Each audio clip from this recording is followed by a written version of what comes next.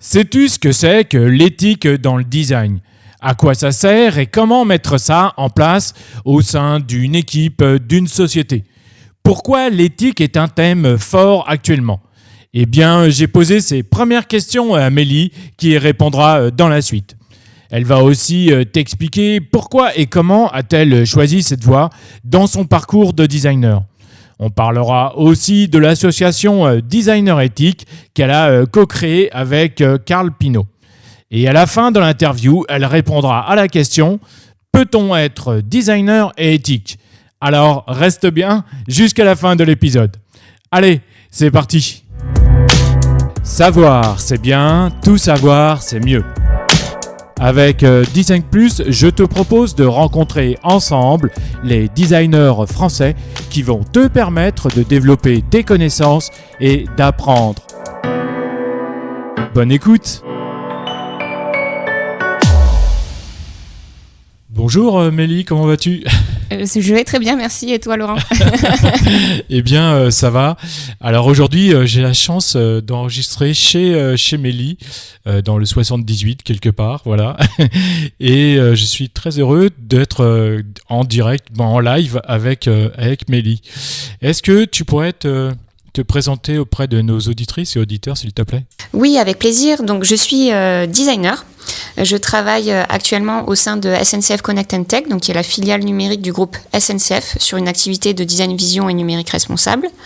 Mon quotidien, c'est de travailler donc avec les différentes expertises internes, donc que ce soit les product designers, les profils tech, le product management, et c'est d'élaborer la vision produit à moyen terme, donc en prenant en compte les évolutions sociales et environnementales.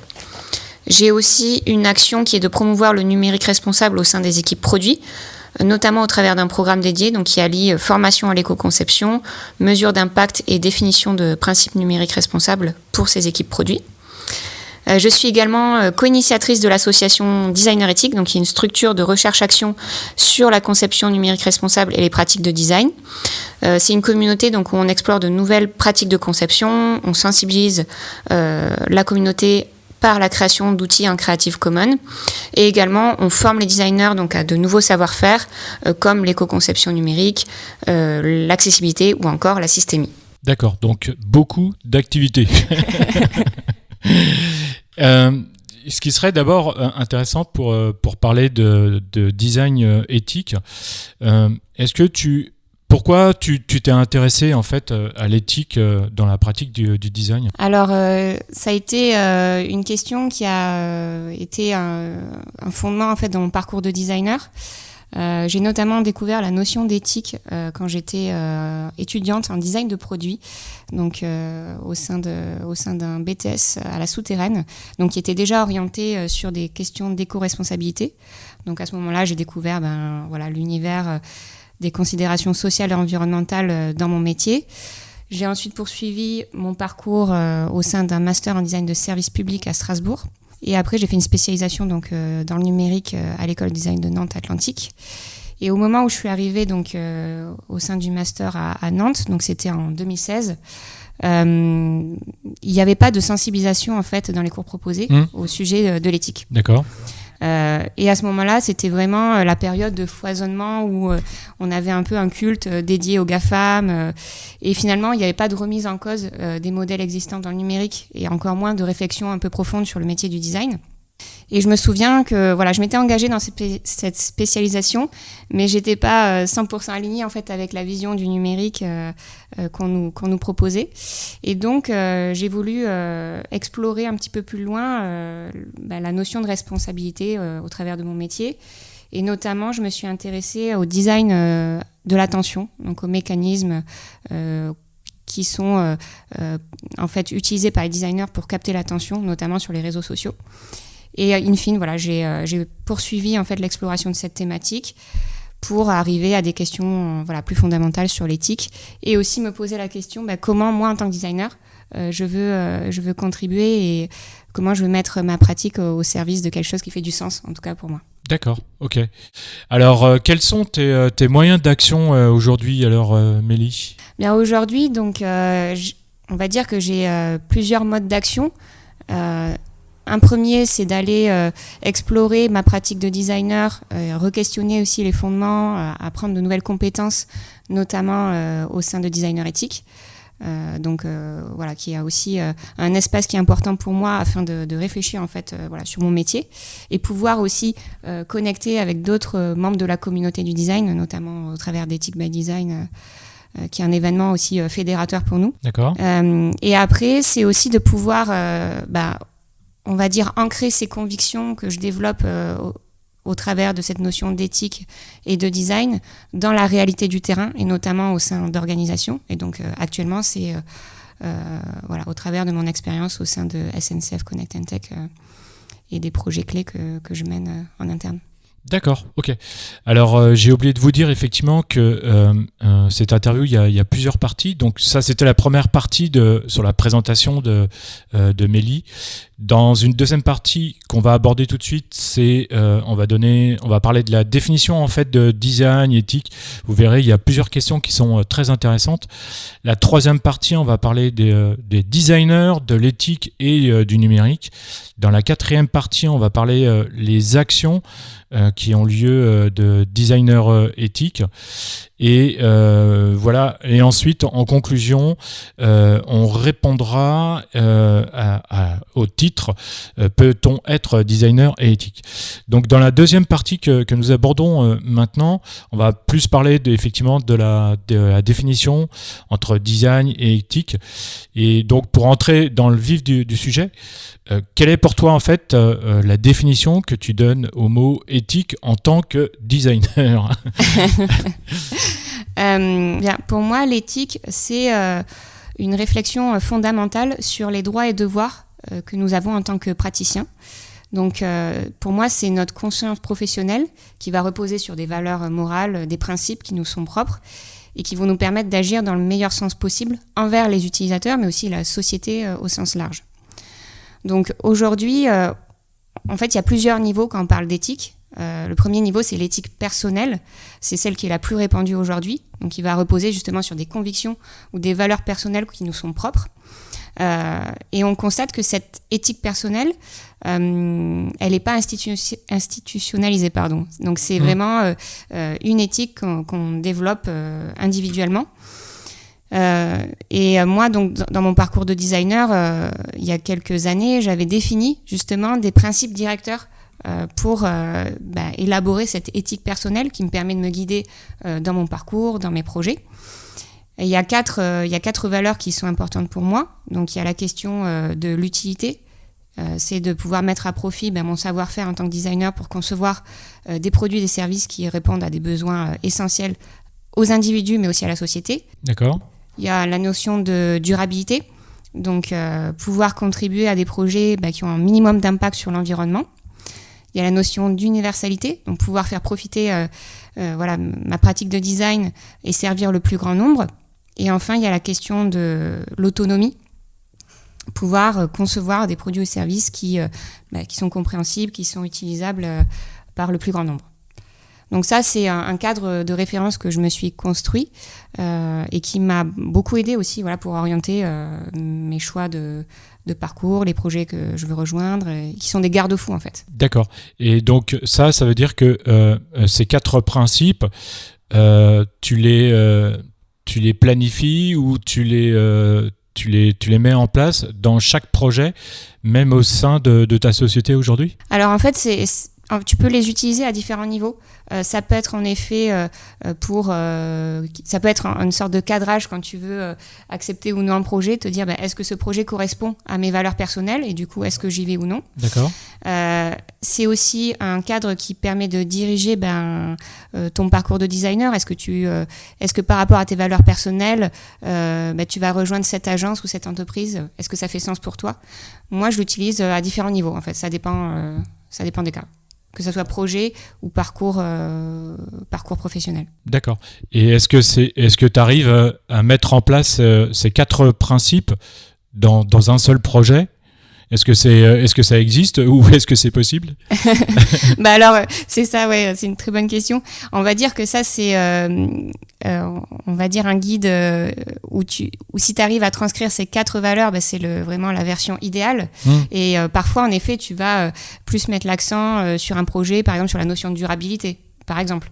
Donc c'est aussi quelque chose que tu dois adapter, enfin qui s'adapte aussi par rapport aux opportunités que tu as. Mais c'est vrai que par exemple, là, en tout cas dans mon activité au sein de SNCF Connect, on va dire que cette notion d'utilité, durabilité, universalité, autonomie, c'est quelque chose que j'arrive à retrouver déjà par la mission de l'entreprise où on conçoit un produit pour les mobilités durables, le train, qui est accessible au plus grand nombre, à tous les Français. Enfin voilà, il y a plein de facteurs. Du coup, c'est vrai qu'aujourd'hui, je suis assez contente parce que je remplis bien mon cadre, en fait, ce garde-fou. Et je le nourris aussi au travers de cette activité, mais aussi au travers Designer éthique. D'accord, ok, très bien. Il y a une question qui est intéressante, c'est on parle souvent d'éthique et puis de morale. C'est quoi la différence entre éthique et morale ? Oui, alors c'est vrai qu'on peut avoir tendance des fois à confondre ces deux notions, alors qui sont en fait distinctes. Comme on vient de le dire, l'éthique, c'est plutôt donc, on va dire, une guidance qui repose sur des valeurs personnelles plutôt que des obligations collectives. Et la morale, c'est plutôt, on va dire, des normes de comportement qui sont liées à une culture, à une époque, à un groupe social. Donc c'est différent. D'accord, ok, très bien.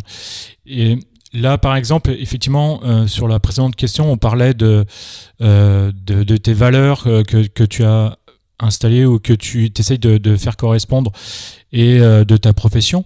Alors, la question, c'est comment on peut faire valoir l'éthique donc à l'échelle de sa profession, et est-ce qu'on parle de déontologie alors ? Oui, tout à fait, on parle de déontologie, notamment quand on va définir des valeurs partagées et communes au sein d'une communauté professionnelle. D'accord. Il faut savoir en fait que la déontologie elle repose sur 2 composantes, donc ces valeurs qui sont communes à cette communauté professionnelle et qui vont définir en fait les fautes et les manquements, si par exemple on ne les respecte pas, et une instance de régulation qui va disposer de moyens légaux, juridiques, pour faire respecter ces engagements. On a un exemple dans d'autres professions pour les médecins, par exemple, où ils ont des codes de déontologie. Le code, justement, c'est, on va dire, la pièce maîtresse quand on parle de déontologie, puisque c'est là où on va pouvoir inscrire justement les engagements que doit tenir cette profession. Aujourd'hui, on a en France un code de déontologie, notamment qui a été créé en 2011 par l'Alliance France du Design, donc où ils ont défini un code à destination des designers. Il y en a aussi à l'étranger, notamment à Montréal, avec le Conseil international du design, où ils ont déjà travaillé aussi à ces codes. D'accord. Donc, qui permettent de donner, on va dire, un guide pour la profession du design, à plus grande échelle. D'accord. Et celui du International Council of Design, c'est ça, à Montréal. Ouais. Donc ça s'applique à toutes les professions, à tous les designers, dans toutes les communautés internationales, c'est ça ? Oui, en fait, c'est un regroupement en fait, de designers qui ont travaillé à l'élaboration de ce code. Et en effet, c'est pour toutes les spécialités du design. Donc c'est transverse. Alors c'est sûr que aujourd'hui, quand on voit ces codes-là, on peut avoir une limite. C'est déjà, est-ce qu'ils sont partagés par tous au sein de la communauté ? Est-ce qu'ils sont assez spécifiques, notamment pour nous, par exemple, dans le domaine du numérique ? Il faudrait, je pense, qu'on arrive à aller un petit peu plus loin, en effet, sur ce type de code et que ça devienne vraiment un mouvement de la communauté en tant que tel. Aujourd'hui, on va dire que c'est plutôt des codes qui sont connus par les uns les autres, surtout si on est un peu engagé. Mais c'est pas forcément partagé et vécu par tous. D'accord, ok. Alors maintenant, nous arrivons sur la 3e partie de cette interview toujours avec Mélie. Et on va parler des designers et de l'éthique. Et la première question, ce serait pourquoi l'éthique est une thématique qui ressort actuellement dans les métiers du design. Alors aujourd'hui, c'est vrai que la question de l'engagement et de la responsabilité en tant que profession est remise sur le devant de la scène, car on est dans une période en fait de grande transformation, que ce soit au niveau social, environnemental, économique. On voit aujourd'hui, on constate le résultat en fait de nos modèles de société passés, notamment qui ont été fondées sur la croissance infinie, donc qui arrivent à un bout de course. On arrive aux limites planétaires, donc ça engendre de nombreuses conséquences, notamment la modification du climat, la raréfaction des ressources, pour n'en citer que quelques-unes. Et donc c'est important à cette étape, à notre époque, de cette étape de transformation, de se rappeler qu'en tant que groupe professionnel, on a des implications éthiques qui sont considérables. Notre impact, en fait, il est majeur. Notre métier, en fait, il va bien au-delà de concevoir un simple produit ou service numérique. On influence, on va dire, des comportements, des usages, mais aussi des directions futures pour la société au sens large quand on fait du design au quotidien. Donc, c'est important, de se rappeler de ça, de notre responsabilité, et qu'on puisse mettre aujourd'hui notre pratique au service du long terme et du bien commun. Notamment, on va en avoir vraiment besoin, puisqu'on est dans ces changements de paradigme profonds. Donc, on va passer d'une vision anthropocentrée à une vision plus écocentrée. Donc, on ne se concentre pas que sur l'impact sur l'utilisateur, mais on prend en considération tous les êtres vivants, en fait. Oui, bien sûr, ouais, tout à fait. Il y a aussi la notion de passer de la croissance à la post-croissance, passer de l'hypertechnologie à la technologie raisonnée. Donc, en fait, on va dire qu'on a de gros challenges devant nous et le design aussi a son rôle à jouer dans cette partie. D'accord, ok. Et peut-être qu'on pourrait avoir une réflexion un peu sur pourquoi faut-il s'intéresser à l'éthique en particulier dans le secteur du numérique et en particulier dans notre secteur d'activité qui est l'UX design, l'UI design, le product design. Oui, tout à fait. Alors c'est vrai que là on a une vision un petit peu plus globale des enjeux à l'échelle des métiers du design en transverse, mais c'est vrai que si on se recentre sur le secteur du numérique, il y a aussi pas mal de choses à considérer, et notamment il y a un premier fait, c'est que le numérique en fait c'est une industrie qui n'est pas neutre ni matérielle. En effet, quand on parle du numérique, on parle d'un système entier, donc composé de réseaux, de centres de données, de terminaux, qui vont générer des impacts d'un point de vue environnemental et social. Si on énumère ces deux parties, donc impact environnemental, il y a un chiffre qui est assez parlant, c'est de se rendre compte que le secteur du numérique est responsable de 4% des émissions de gaz à effet de serre dans le monde. Et ça, c'est un chiffre donc, qui date de 2019, qui est en constante augmentation. Donc c'est quand même assez... Assez parlant, tout à fait. Oui, voilà. Et il y a aussi l'ADEME donc, qui montre que ce chiffre va doubler d'ici 2025 si on ne change pas notre manière de concevoir et de produire le numérique. Quand on parle d'impact environnemental, en effet, c'est lié à l'augmentation de nos usages numériques et ça implique en fait tout le cycle de vie. Que ça soit de la fabrication de nos terminaux, la phase d'usage, la phase de fin de vie. Si on énumère un petit peu les grands impacts par étape de cycle de vie, par exemple au niveau de la fabrication, on a un impact qui est important, notamment dû à l'extraction des terres rares, donc qui sont utilisées dans nos smartphones et autres, mais aussi la consommation d'eau, donc pour extraire ces minerais. Dans la phase d'utilisation, c'est l'impact sur la consommation électrique, donc, qui est exponentielle puisqu'on démultiplie aussi les usages numériques. Et dans l'étape de fin de vie, c'est le fait que les équipements numériques sont souvent jetés et très peu recyclés. Donc c'est pas un modèle aujourd'hui qui est soutenable en fait sur le long terme. D'accord. Donc ça, c'est que la partie impact environnemental. Ouais, ce qui est déjà énorme en fait. Oui, ce qui est déjà considérable.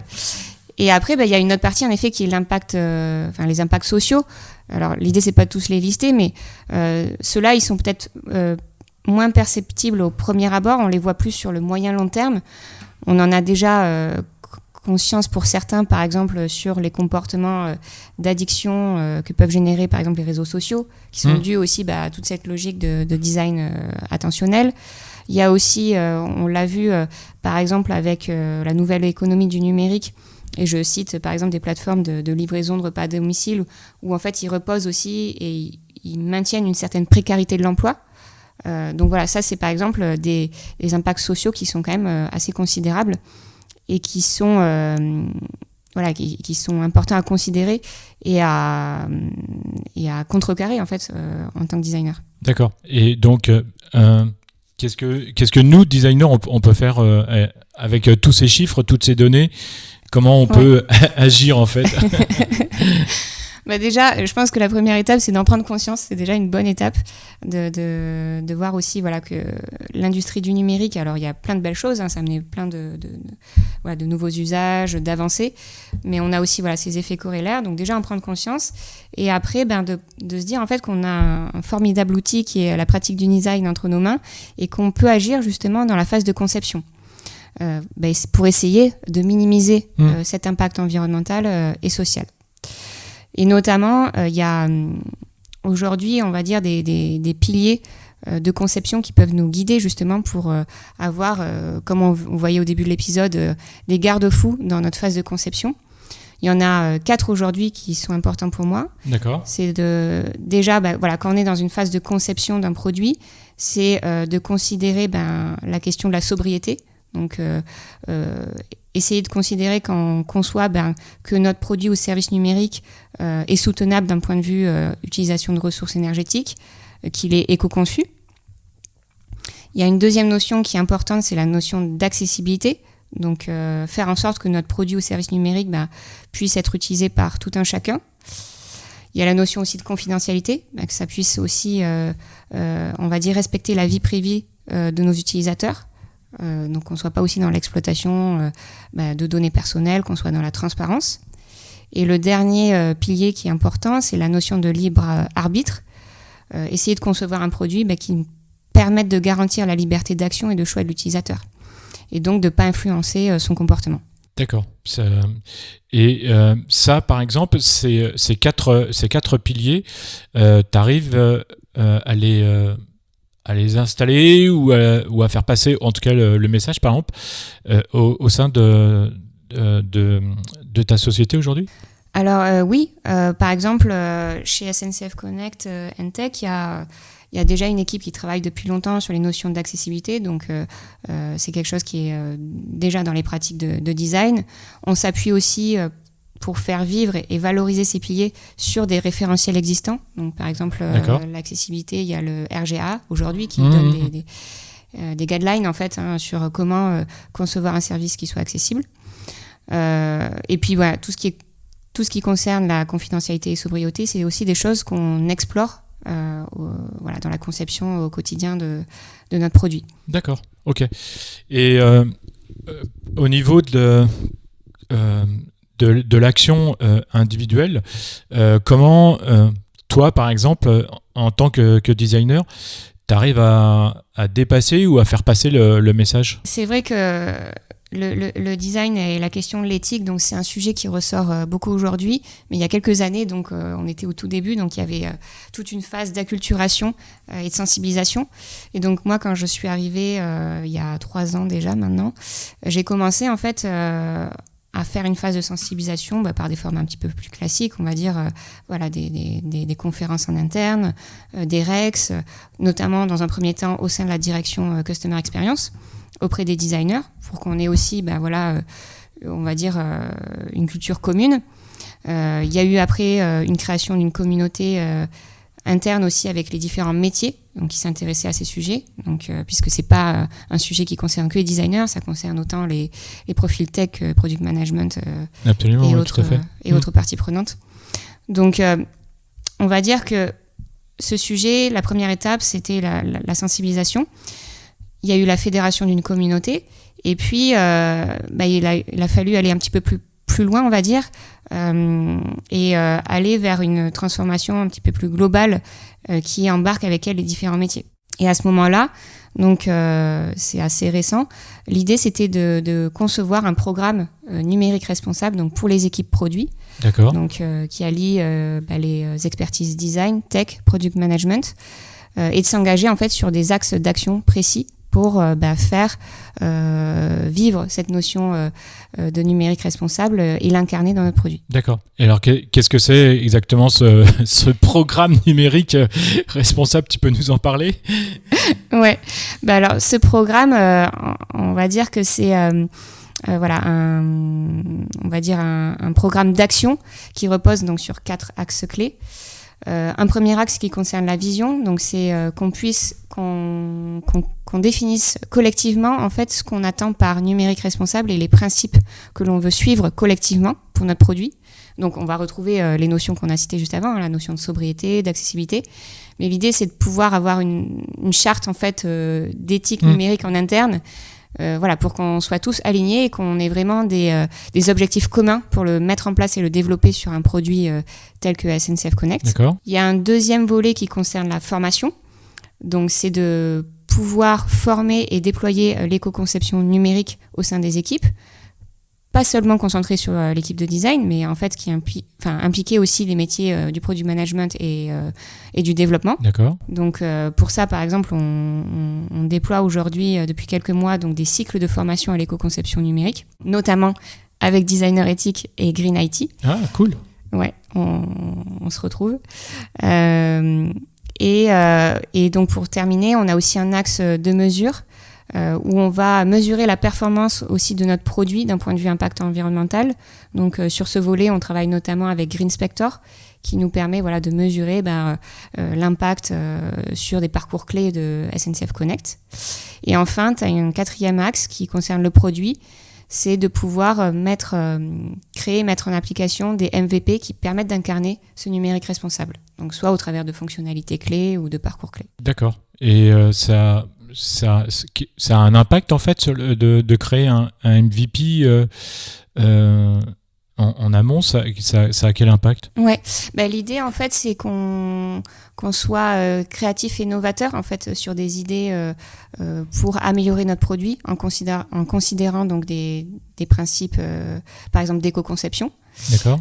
Donc ça permet de fédérer en interne autour de projets clés. Donc par exemple là on a développé un premier concept au dernier hackathon en interne.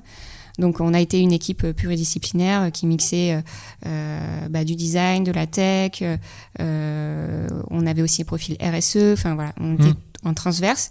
D'accord. Donc ça crée une dynamique et ça nous permet aussi d'être innovant en fait sur les prochaines fonctionnalités qu'on peut sortir pour notre produit. D'accord. Ok. Alors, depuis quand vous avez mis en place ce programme numérique responsable ? Alors, ce programme, donc, il a été une continuité à la phase de sensibilisation, donc, qui a duré à peu près 1 an et demi. Et donc, ça fait quelques mois où j'ai dû porter ce programme numérique responsable, en tout cas pour la direction produit. On a travaillé aussi en concert avec le product management et l'équipe tech pour le construire. Et l'idée, c'est que ça devienne une action collective et qu'on puisse porter ce message à plusieurs. D'accord, ok. Donc maintenant, nous arrivons sur la 4e partie, Mélie, et on va plus parler de designer éthique et de éthique by design. Donc aujourd'hui, tu es co-responsable de cette association, qui est une association donc française qui s'appelle donc Designer Éthique. Peux-tu nous présenter cette structure, comment ça se passe, quelles sont vos actions, s'il te plaît ? Alors Designer Ethic, donc c'est une structure de recherche-action sur le numérique et les pratiques de design. Donc on est une association nationale, on a plusieurs antennes locales, donc une à Paris, Nantes, Brest, Lyon et aussi à Bruxelles. D'accord. Et on compte une quinzaine de membres actifs, donc qui sont des designers de métier, donc freelance, qui travaillent en agence ou en entreprise. Et on a donc plusieurs actions au sein de cette association. Il y a un premier volet qui concerne la recherche. Donc, on a des programmes de recherche en interne sur des thématiques qui nous semblent majeures à investiguer d'un point de vue de design. Donc, ça concerne l'éco-conception numérique, le design systémique, la notion de design persuasif également. On a aussi tout un volet de sensibilisation, donc qui s'incarne notamment au travers d'événements fédérateurs de la communauté avec Ethic by Design notamment. On a aussi développé tout un volet sur des outils accessibles en open source, parce que l'idée c'est aussi qu'on puisse être moteur et outiller les designers au quotidien dans leur parcours de design et dans leur métier au jour le jour. Donc on a par exemple des outils qui sont accessibles comme la matrice d'analyse d'externalité. On a aussi le guide d'éco-conception numérique. Voilà, on donne et on met à disposition ce genre de support. Et on a aussi un volet de formation, donc où on propose aujourd'hui de la formation pour les designers sur des sujets comme l'éco-conception numérique, l'accessibilité et le graphisme responsable. D'accord, vraiment très très large quoi. Et donc tu disais que vous étiez une quinzaine de membres actifs et donc ça veut dire que au-delà de ces membres, il y a une communauté beaucoup plus grande? Oui, tout à fait. Mais il y a en effet un cœur de designers actifs qui font vivre l'association et ses actions au quotidien. Et après, on a en effet toute une communauté qui est fédérée en fait autour de cette association, donc où on se retrouve notamment via le Slack en ligne, mais aussi donc au travers de nos événements qu'on organise soit dans les antennes, mais aussi au niveau national avec Ethic by Design. Donc on va dire que c'est il y a vraiment une communauté aussi qui suit et qui nous supporte au quotidien sur ces sujets. D'accord. Quand est-ce qu'elle a été créée, l'association ? Alors l'association, elle a été créée en 2017. D'accord. Et elle a vu le jour notamment par l'organisation du premier événement Ethic by Design en 2018, où ça a été l'événement qui a lancé aussi l'initiative de l'association. Et après, au fur et à mesure que les membres ont rejoint ce collectif, on en a fait, on a développé en fait des activités et des axes d'action que j'ai cités, de formation, de recherche, pour en faire un mouvement vraiment plus global pour la communauté du design. D'accord. Alors tu disais que Designer Ethic est un lieu de réflexion sur le métier de designer.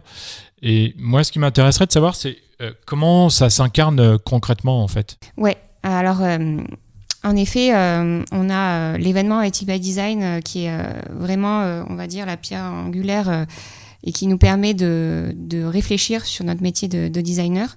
Donc c'est un événement qu'on organise tous les 2 ans, qui dure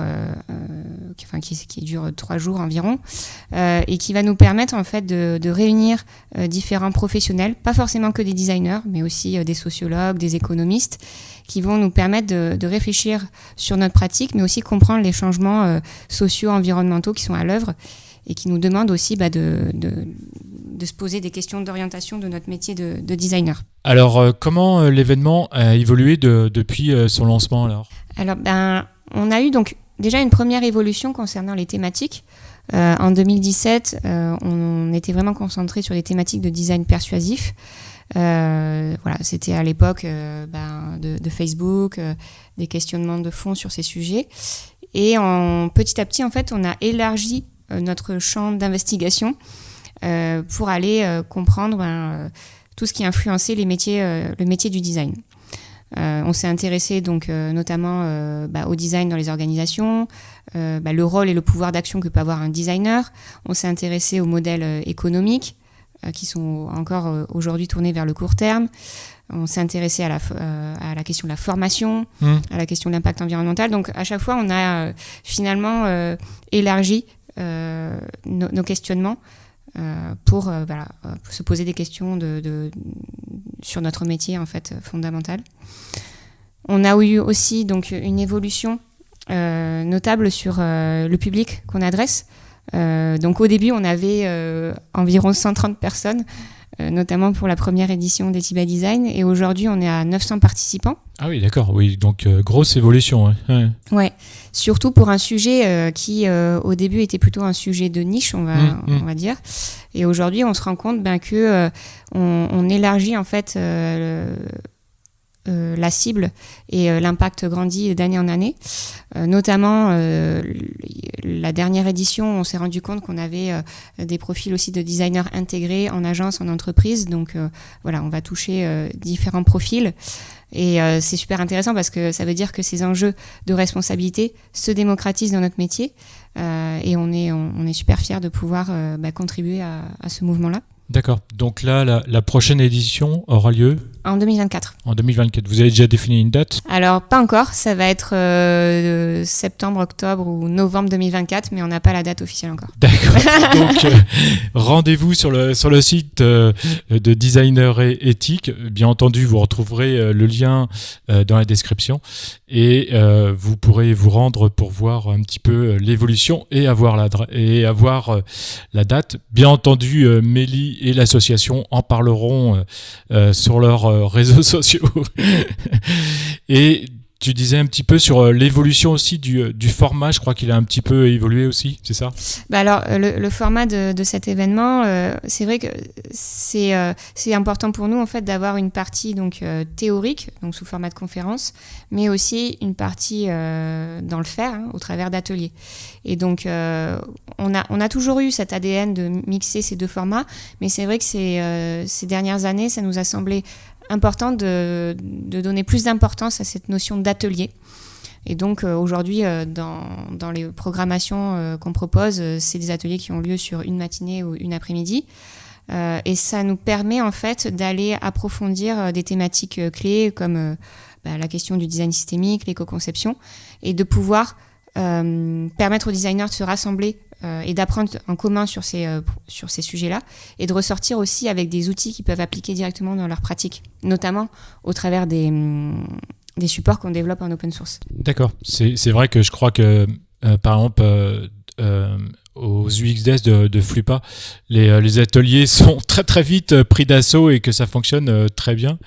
Est-ce que tu peux nous donner un exemple d'un atelier que vous proposez ou que peut-être que vous avez déjà réfléchi pour l'année prochaine, je sais pas.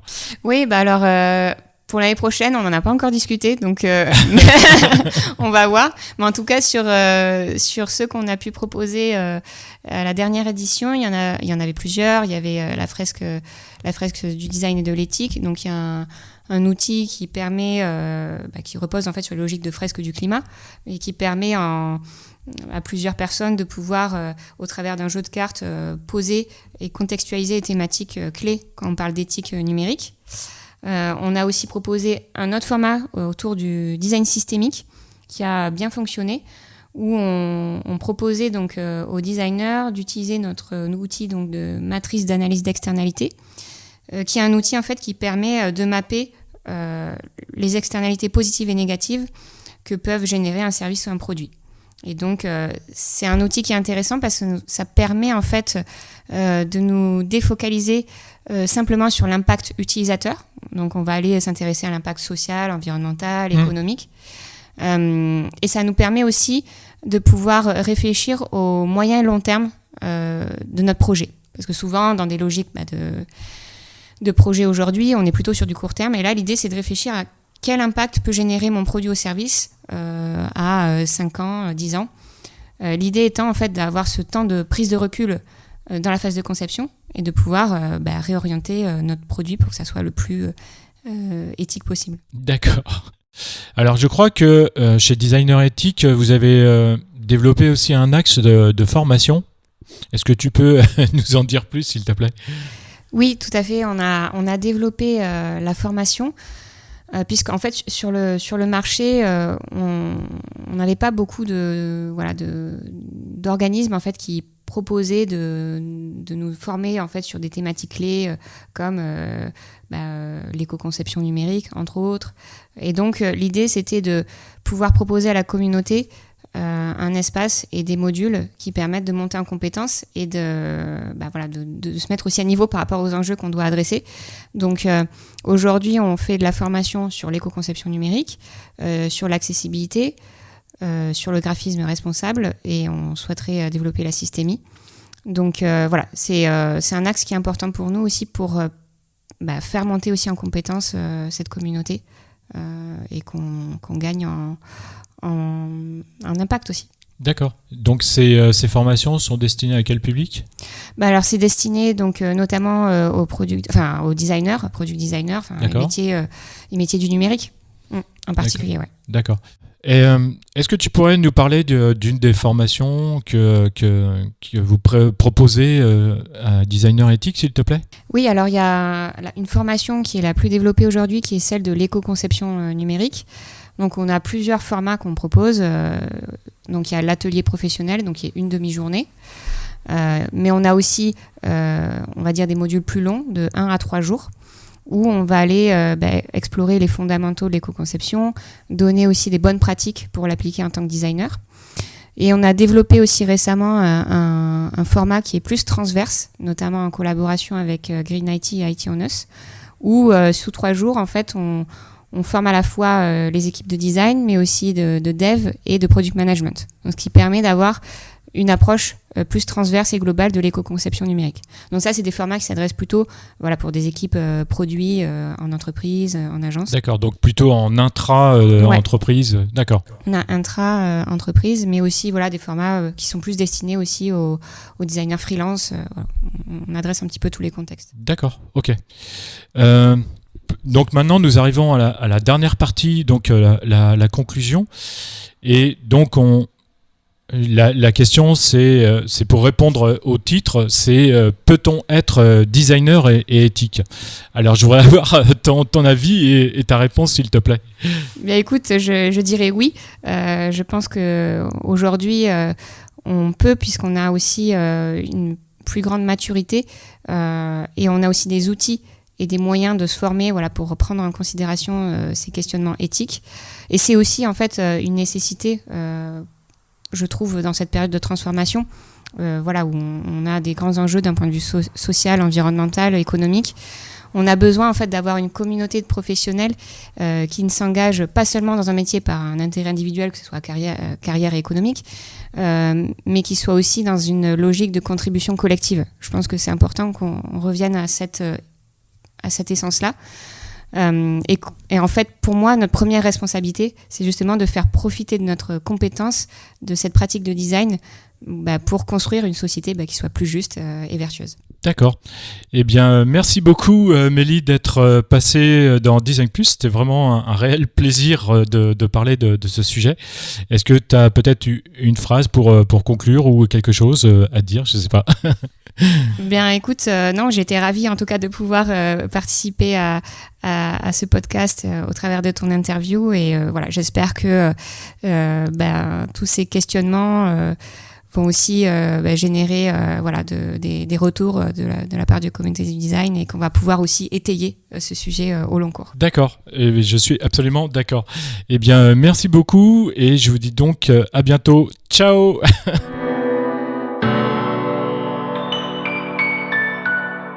Merci encore Amélie d'être venue partager ses connaissances sur le design et l'éthique dans Design Plus. Je te remercie d'avoir écouté cet épisode. N'oublie pas de le partager autour de toi, sur LinkedIn, Instagram, Twitter, Facebook et ailleurs. Tu peux aussi noter le podcast et écrire un commentaire sympa sur ta plateforme d'écoute pour partager ton avis avec les autres designers.